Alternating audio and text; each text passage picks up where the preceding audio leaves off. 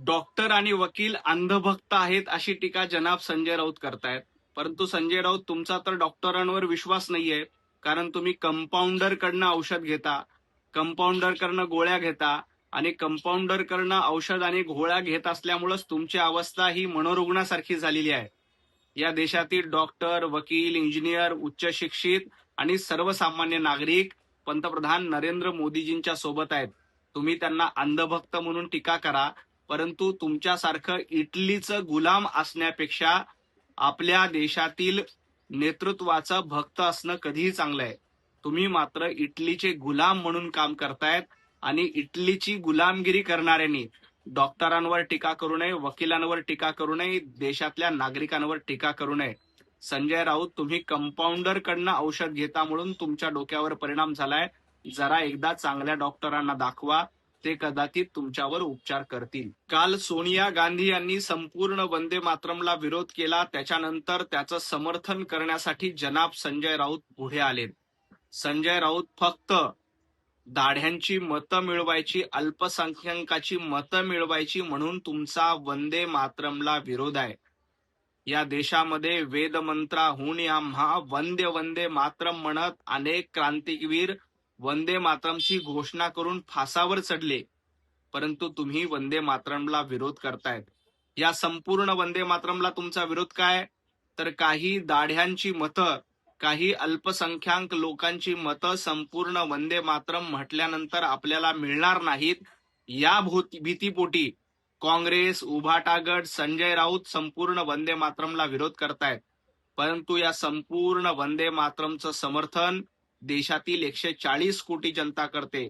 संसदेमध्ये संपूर्ण वंदे मातरमचा कायदा झालाय आणि आता जो कोणी संपूर्ण वंदे मातरमला विरोध करेल त्याच्या विरोधामध्ये गुन्हा दाखल होणार आहे. संजय राऊत, तुम्ही वंदे मातरमचा अपमान केला, तुम्ही वंदे मातरमचा विरोध केला, तर तुम्हाला या देशातील जनता पुन्हा एकदा धडा शिकवेल.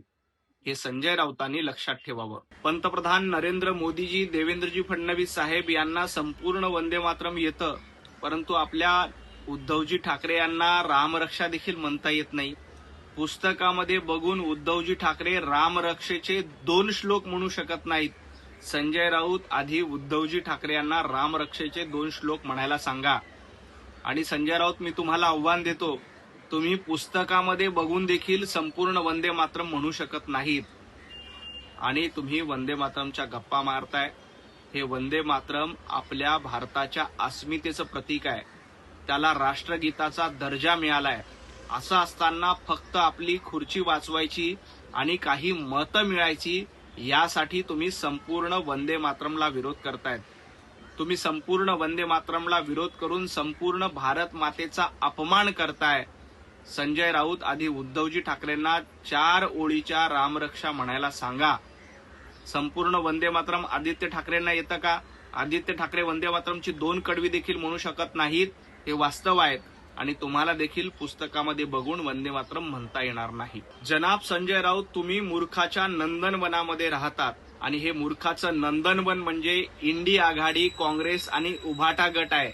आणि या मूर्खाचे शिरोमणी कोण आहेत? तर जनाब संजय राऊत तुम्ही आहात. संसदेमध्ये अंधभक्त, इडियट असे शब्द वापरणं चुकीचं आहे, परंतु ज्या पद्धतीनं इटलीचे इडियट कोण आहेत या देशाला माहिती आहे.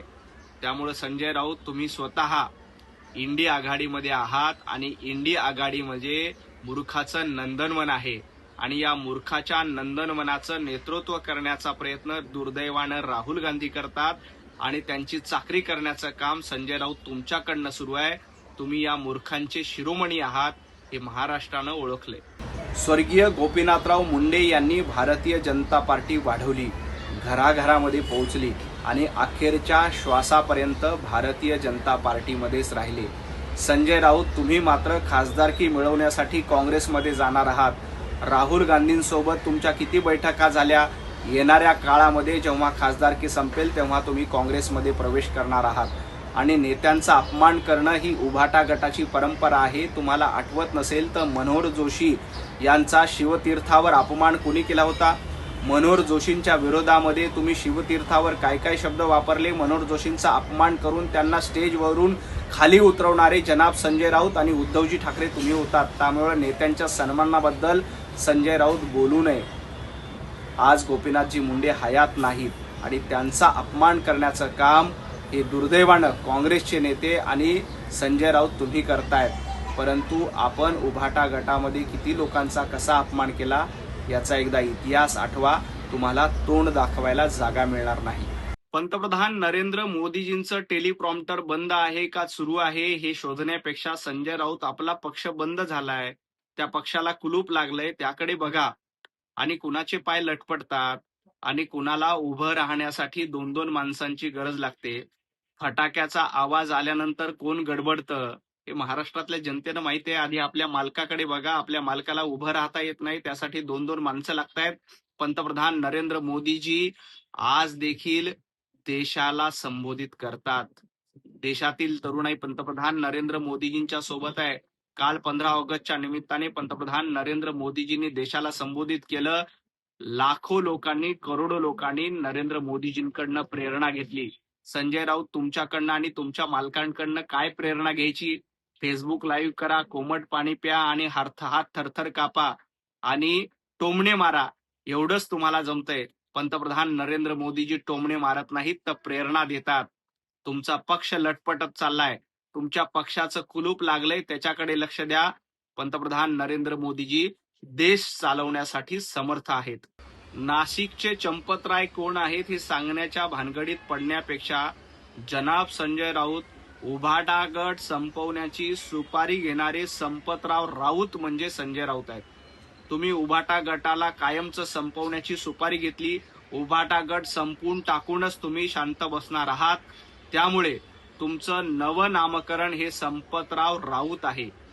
गिरीश महाजन यांची देशभक्ती काय आहे ते त्यांना माहिती आहे. गिरीश महाजन हे अतिशय चांगल्या पद्धतीनं जनतेचं प्रतिनिधित्व करतायत म्हणून 7 वेळेला गिरीश महाजन निवडून आलेले आहेत. संजय राऊत तुम्हाला अद्याप एकदाही जनतेनं निवडून दिलं नाही. एवढंच काय, तुमच्या भांडूपमध्ये तुम्ही ज्या भागामध्ये राहतात तिथं देखील तुम्हाला तुमचा उबाटा गटाचा नगरसेवक निवडून आणता आला नाही. तिथं भारतीय जनता पार्टीचा नगरसेवक आहे. त्यामुळं आपला पक्ष संपवणारे संपत राऊत म्हणजे जनाब संजय राऊत आहेत. गिरीश महाजनांवर तुम्ही टीका करू नका.